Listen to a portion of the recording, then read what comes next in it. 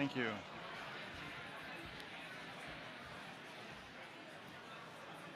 Hi, everyone, and welcome to the second edition of the Nordic AI Media Summit. We're so happy to see you all. For some of you, it's the second time being here. But now we again gathered to discuss the big challenges and opportunities brought about by AI and media. As the host for the physical place we're in, I'm also happy to see you again here in Passen, which is still this historical room where we used to print our print newspapers until 2004. So just a mere 20 years ago, the printing press was roaming in this room. But welcome. I'm so happy to see you all. Yes, it is absolutely fantastic to see so many of you back and new faces again this year. It's also lovely to be breathing the ink-stained air of pressen. Last year, I told you that we were first-time organizers of an event like this, and this year we are official comebacks. That makes it a little bit nervous, but also very exciting.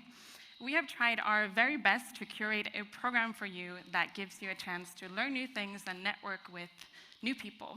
We want to make sure that you have a chance to talk about things you might not have talked about otherwise, meet people you might not have met otherwise, and hopefully walk away with a few new learnings and connections.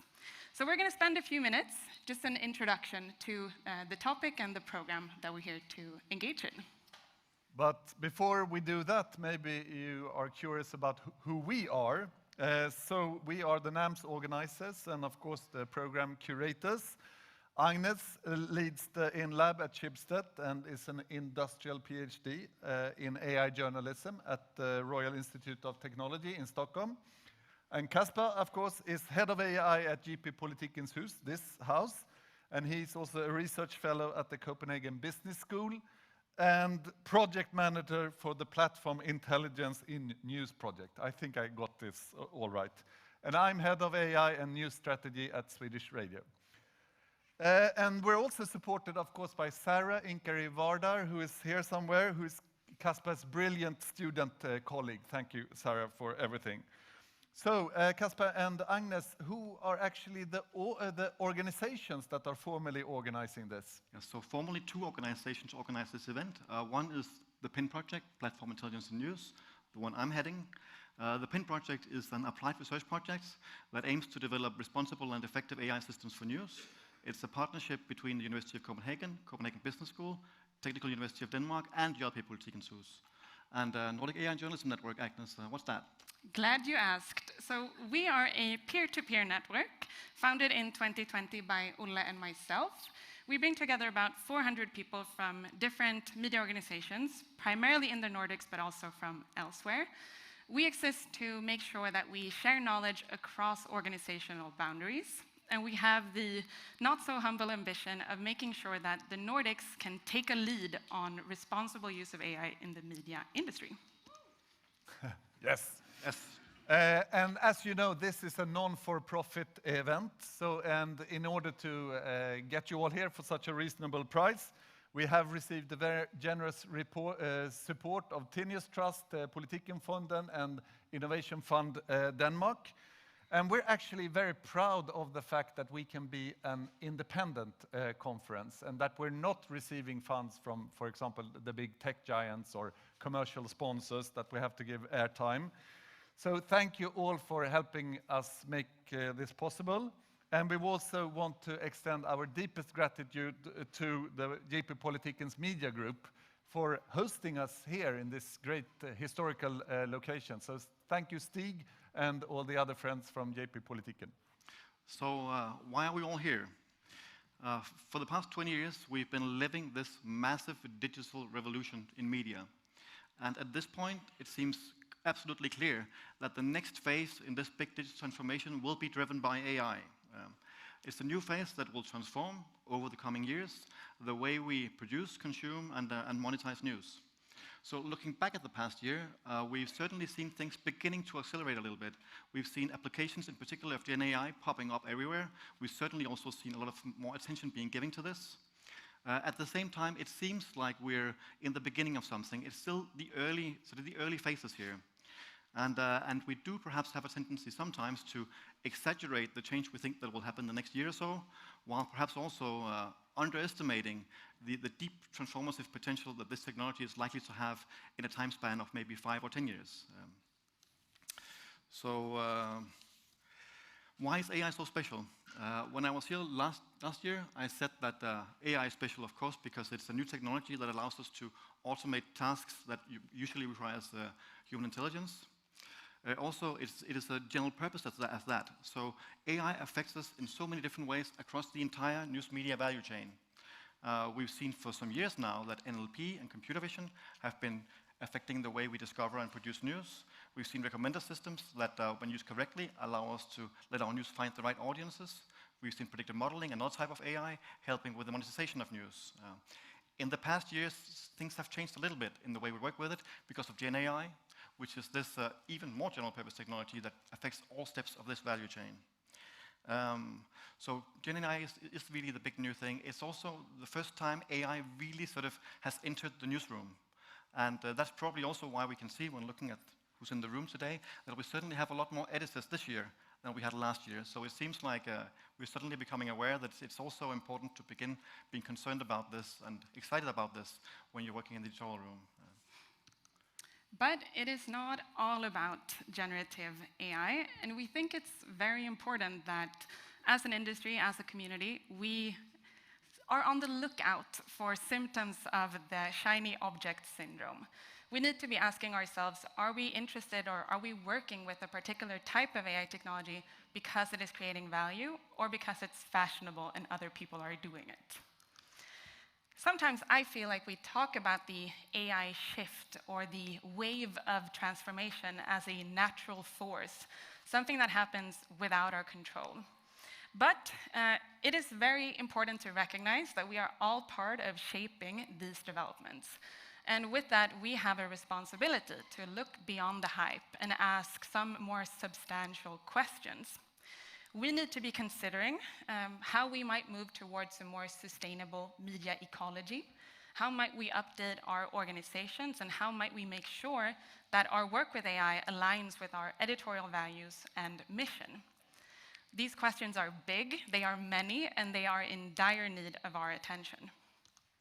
Yes, so it's certainly established now that AI is important, it's transformative, it brings great opportunities and challenges with it, and that development seems to be accelerating. So to navigate this transformation, just an encouragement and a sort of shout out here, really we need to remember to bring the human value compass. As we hear often, and as people who are working practically with AI systems have learned every day, AI technology is not neutral. Recommender systems or Gen AI, the way it generates texts, it's not just mechanical reflections of the training data. What comes out of it is deeply affected by the choices we make when we design them, and also by the way we decide to use them. And it is very important that we both at an industry level manage to establish healthy norms for how to do this, but also that we bring this human value compass into our everyday work with AI. And that's not easy. I mean, there are so many different concerns that are legitimately present when you're developing and using an AI system. It has to do with journalism, the users, also the economics and the costs and the revenues you can make, has to do with technical quality, it even has to do with climate change. These are all the different concerns that need to be balanced, and I can say from a practitioner's perspective that doing so is not easy. It requires insisting on doing this all along in this process. So we need to remember that our ultimate purpose here is not AI.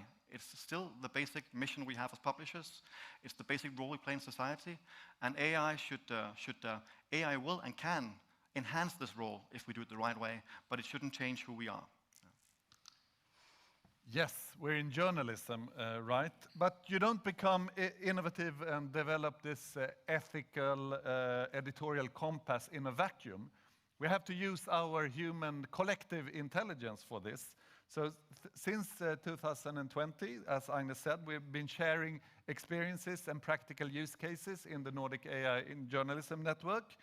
And it started out with just 2 people on a screen back in those pandemic days, and now we are more than 400, which is a pretty amazing thing. And if you're not in the network at the moment and you want to join us for the online sessions that we have, just reach out to us in these 2 days. for me to tap into that creative flow of ideas of the network and have qualified discussions about strategy and ethics and so on, this has been so important for me in my role and also for our organization.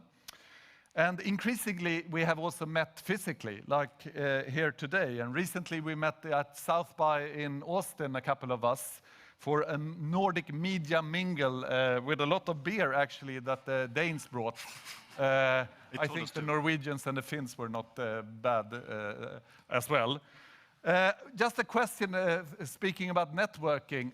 Who was here last year? Please raise your hands. And who are new to NAMS? Yeah, it's a great mix that we have. So with those words, we really want to say a warm welcome again and go on. Yes, and we're so happy about this community and your way of shaping it for your own good, for our own good. One way our community hive mind came in very handy was after last year's NAMS, when many of you provided really valuable feedback on how the event was to you. We've tried our very best to incorporate that feedback, and we've tried to meet the requests that we could. For example, I am very happy to report that we have quadrupled the amount of power outlets, so please make sure that you charge your phones or whatever you're using. I regret to inform you that the amount of toilets in this old venue remains the same, but we hope that we will manage. But most importantly, we have tried to take your feedback about our program into account. And we've curated a day and a half that we are really proud of. We've brought together some of the smartest people that we know, from international leading academics, pioneers in trend analysis, to practitioners in big and small media organizations in and beyond the Nordics, who are using AI in smart ways that we think that we can all learn from. So ultimately, that's what this program is all about, sharing learnings with each other. Yes, and we decided to dive right in. Let's do a first day that's fully focused on sharing knowledge about generative AI, because we know there's so much on everyone's mind. So today is really focused on Gen AI. We're going to begin with sort of a broad overview about trends and challenges from Nick Diakopoulos. Then we're going to have 3 Nordic frontrunners on stage, sharing the way they approach introducing Gen AI in the newsroom. It's very different ways, I'll tell you in advance. Then we have gotten help from David Kasper, who's been curating a session with the pioneers in Gen AI space from beyond the Nordics. So we're going to have some people doing it very differently than we're doing here. And we'll end with insights from the hackathon, also based on Gen AI that happened yesterday, to conclude the program for today. Day 2, we are broadening our scope. There will be mentions of generative AI. It wouldn't be a contemporary media conference without it. But we have also included a few different types of AI use cases. From the good old search, personalization, and metadata cases where we see new smart approaches, to AI in audio and other types of implementations. We're also using Day 2 to ask some of the big questions. So we've curated a program that looks at the regulatory and ethical issues or status in AI, and we'll be talking about our relationships and dynamics with the big technology companies. So, not the most important, but a very important thing now. We have a lot to talk about, both in the breaks here, but also at dinner tonight. So we meet at 7 o'clock at the H15 restaurant in Kødbyen at Halmtorvet. Pretty good pronunciation there. It's the trendy meat packing district that they have here in Copenhagen. And we also hope that you're going to stay after dinner and hang out with us. You have 3 drink tickets at the back of your badge there, so we hope you're going to profit from that. And also Agnes and Kasper have promised to wait for you on the dance floor. And we can stay until 11 p.m. And a very frequent question that we got last year was, can we get the slides? And the simple answer is no, you can't get them from us. But we're recording all the sessions, and almost all the sessions are going to be put on our YouTube page afterwards. That's my phone, I think, yeah. And so you can check it there, and please also share it with friends and colleagues, because it was really interesting to go back to some of the talks. And that's all introductory for us. So now NAMS 24 has begun. all that's left for us now is to introduce Marie Høst, who will be our host for the next couple of days. Marie is a Danish tech journalist who's been focusing on technology and the relationship with technology and society for the past 12 years or so. You've done so many things, but recently you, among other things, worked with podcasts, been the host of different podcasts, also for Politikens, which is part of this group. And Marie, you're also sort of a regular host on the other event that Pin and I plan, focused more on Danish, what happens in the Danish space for AI. So I'm absolutely sure that we're in total safe hands with Marie. Please come on stage, Marie, and take over.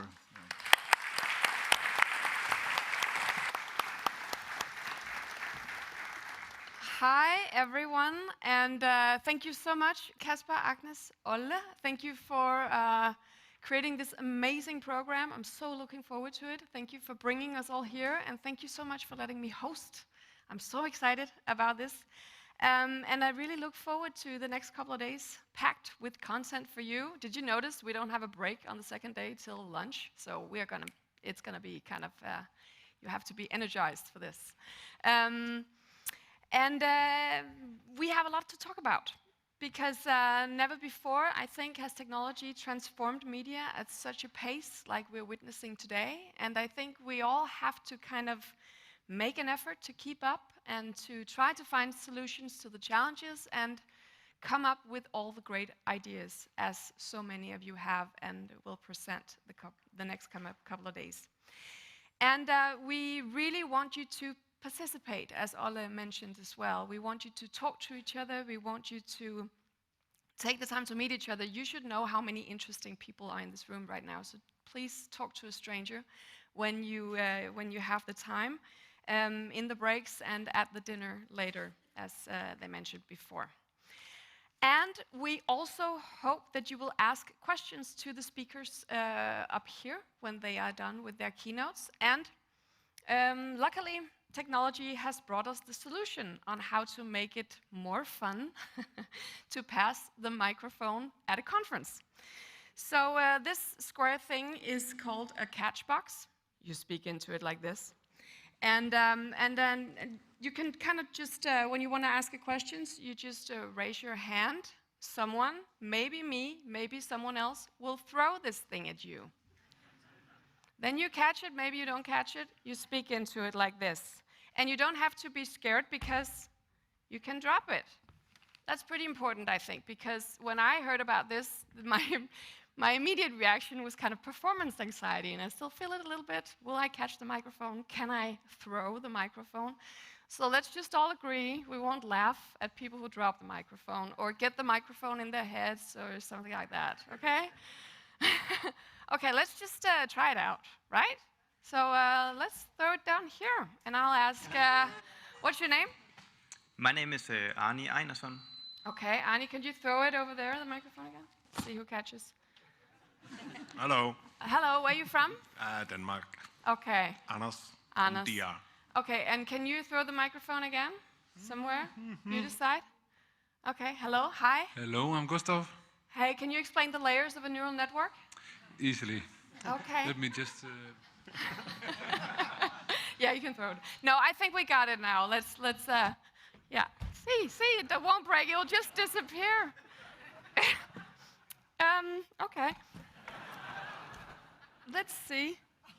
Okay, I found it. No problem. Good thing I brought my white pants today. Okay, you got this.